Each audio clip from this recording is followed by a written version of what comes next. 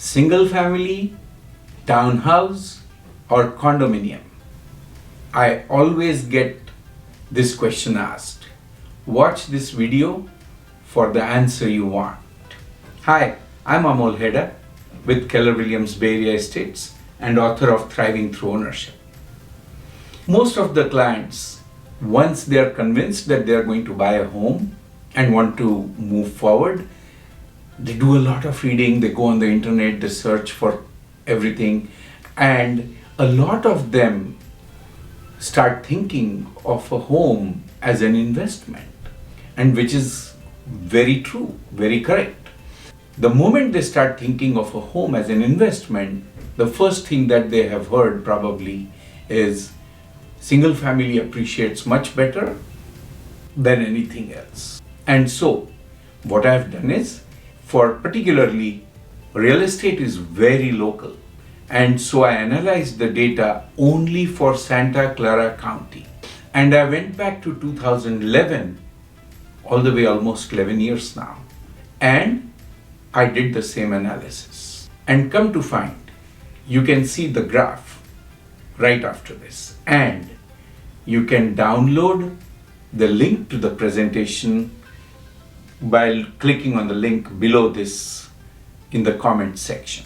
You can download the link for the appreciation and the whole presentation that I have. But just to nutshell it, in the last 11 years, we have seen the Santa Clara County, and why I chose 11, not 10, because 2011 was kind of the bottom of the last Great Depression.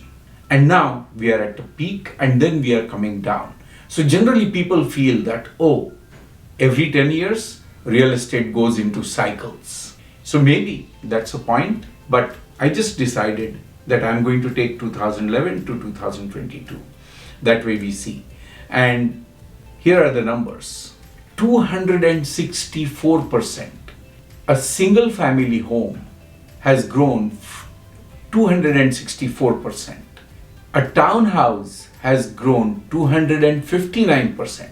So not that much far behind a single family home.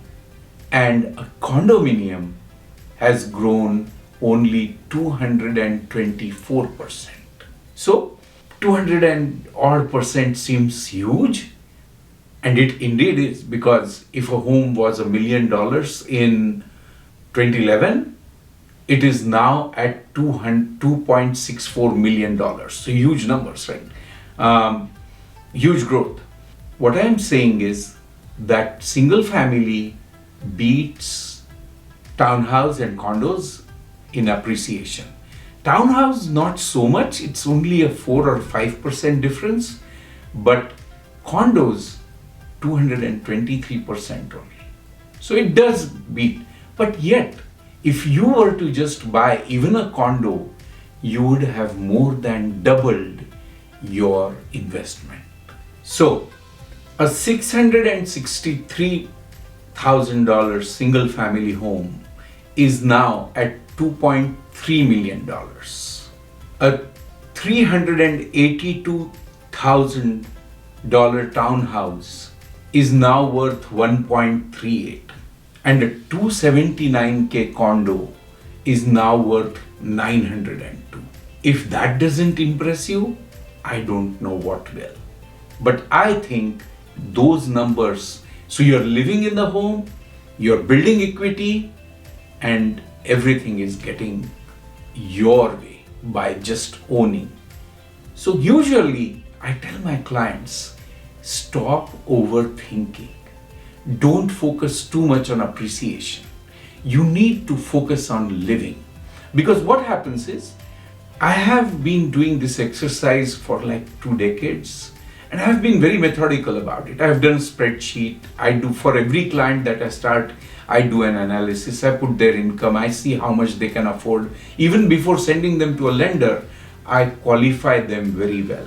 And once I qualify them, that is how I put their design together, and that design includes the purchase price, their family size, what kind of a home will work for them, how much commute should they grab, what kind of a home their lifestyle needs, all of these questions. And so, here is what you do. Now let's differentiate first between a single family, a townhouse, and a condo. A single family stands on its own lot, has room for air, so ventilation and light, so sunlight will come from as many directions as possible, and you are not sharing any walls with any of your neighbors. In most non-dense jurisdictions like San Francisco, a single family is a row house. So I'm not getting there. So you have to look at each jurisdiction as to what they will define as a single family. Berkeley has just done away with a classification called single family. So think about it. Single family homes are the costliest. So who is the audience or who are the buyers that will go for a single family home? Typically a family, a household where they have more members or kids and they have a lot of noise and they want their own space, privacy. That's what a single family goes for. And these people, they typically look for a backyard where they can enjoy the backyard. A lot of times people want pools because in the summer, what are the kids going to do? They want to go jump into the pool. So they have the backyards that they want to enjoy and tend. It takes work. So the more things you own, the more work it takes. So it takes a lot of work to maintain a backyard, a front yard, a lawn, a swimming pool, everything. So that. About a townhouse, a typical townhouse will stand on its own lot. So now, townhouse is a generic term used by most agents or buyers, knowing or unknowingly. Typically what they think is a townhouse is a two-storied structure where it's kind of one on its own floors, one above the other. To some extent that's true, but a more technical qualification is something in our jurisdiction called as a planned unit development. A planned unit development is a lot earmarked for each unit. So whoever lives on that lot, the airspace above that is not shared with anybody else. You might share a wall, and typically these townhouses have a little backyard or a front yard. And as construction is getting denser, that backyard is gone. You only have a driveway because these days a townhouse is a 3-level house with no neighbor on top or below you. So you do have a lot that's your own, but this lot, you may not have a backyard. You might have a little small front yard or a patio at the entrance. That's all there is remaining. So the older the house you get, the more land you get, the more open space you get. So remember that. So a townhouse is that. Townhouse gives you some privacy, but you're sharing at least one wall, typically. And that kind of gives you some proximity. So the lot sizes become smaller, but still the lot is your own. What does that do? You know, the PUD classification, the planned unit development classification that we have here, the interest rate by the lenders is sometimes lower than the rate for a condo. Now, what is a condominium? We are going to come to that. But so a townhouse, because it's on a big parcel of shared land, what they do is their parkings might sometimes be covered lots. They might have a swimming pool somewhere, and they might have a clubhouse somewhere, and they could have multiple of these somewhere. So what that does is that you could not allocate the space to each house. You could not count that, okay, that portion of the lot of the swimming pool is owned by this portion, property. No. So the easy way is to just take the whole parcel and call it as a condominium development. Now what that does is, because you cannot see your own lot, there is a possibility or a higher possibility of legal issues coming your way. And so, townhouses that are PUDs are much better and so get a better treatment from the lenders in terms of interest rate. So townhouses have HOA. The home prices may be cheaper, but there is an HOA. And the HOA depends on what amenities or what are the items that the townhouse covers. Say they cover swimming pools, say they cover earthquake insurance.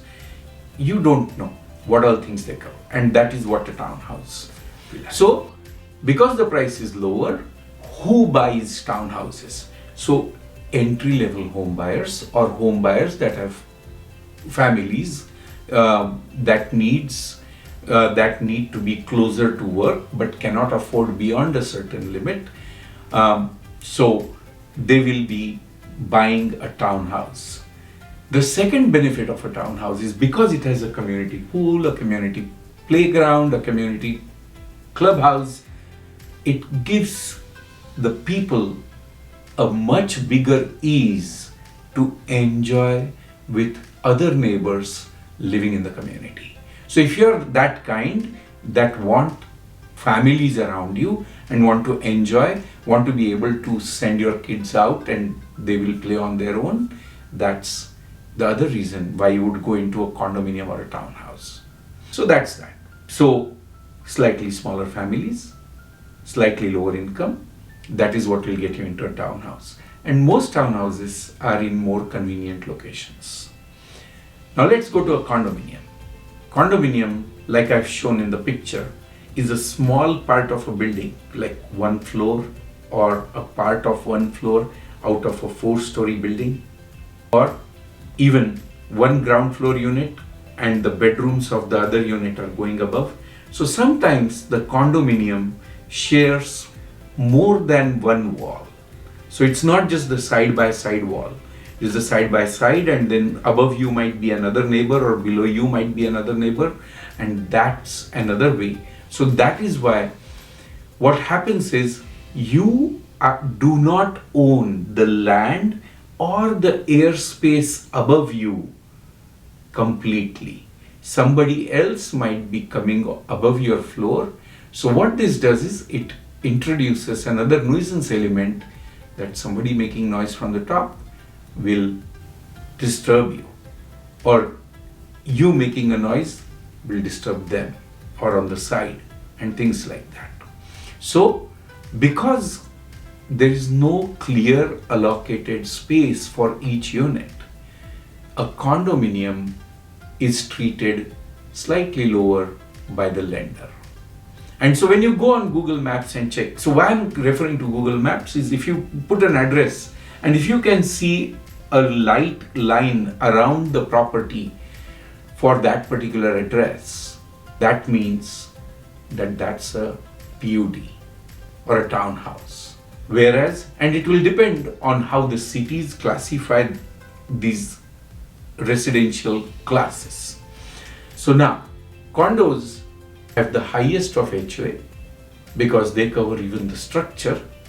It's a very good way for a renter to become an owner because mostly no maintenance is paid by the owner.